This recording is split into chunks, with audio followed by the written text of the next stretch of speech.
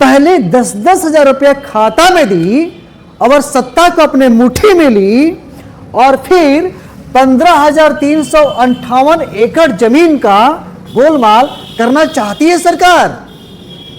लाखों घर है और इस पे खेती बाड़ी का कार्य होता है और इसको अतिक्रमण मुक्त करना चाहती है सरकार। ये बताइए, इतना बड़े राजा के सामने किसी के बोलने का हिम्मत भी नहीं होता था तो कैसे कोई करता होगा बात। और रेशटू जारी की सरकार, पट्टा जारी की सरकार, रसीद काटी सरकार, तो फर्जी है कौन? जनता या सरकार? अगर गलती की है सरकार तो भुगते सरकार। आम जनता क्यों भुगते? वो क्यों भुगते जिसका सदियों से इस जमीन से रिश्ता है, प्रेम है, जिसका 200, 300, 400 वर्ष बीत गया है, उसको खाली करना चाहती है सरकार।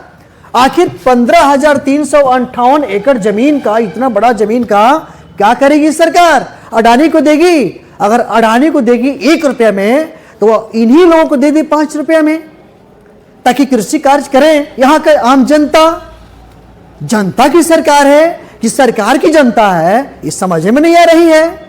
मेरा देश लोकतंत्र है या राजशाही है, ये भी समझ में नहीं आ रहा है। यहां पर जमींदारी प्रथा खत्म हो गया है, ये भी समझ में नहीं आ रही है। यदि 12 वर्ष किसी जमीन पर कोई अधिकार जमा ले तो सुप्रीम कोर्ट का आदेश है कि जमीन उसका हो जाएगा। फर्जीवाड़ा सरकार में थी कि फर्जीवाड़ा मेरे दादा परदादा जो पैसा की व्यवस्था करके कहीं से खरीदे वो था। इस पर गौर करे सरकार और उचित न्याय करे सरकार। ये बात पहले बताती सरकार तो क्या जीतती सरकार? ऐसे कानून है कि किसी को बहला फुसला कर कहीं नहीं ले जाना है और 10-10 हजार रुपया देकर प्रलोभन में लाई सभी स्त्रियों को सरकार, तब फंसेगी सरकार।